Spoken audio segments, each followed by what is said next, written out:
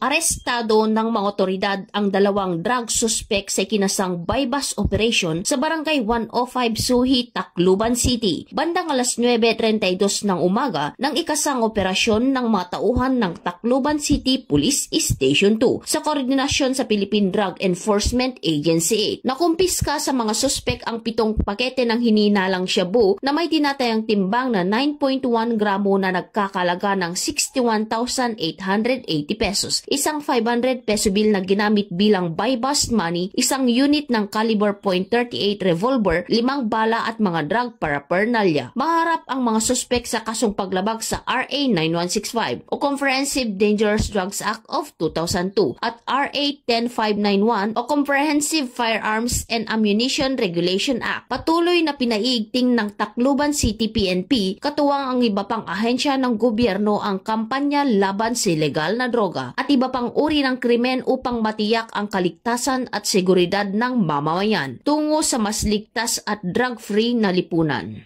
Mula dito sa Eastern Visayas, ako ang inyong PNN correspondent, Patrolwoman Palafox, alagad ng batas, tagataguyod ng Balitang Pulis.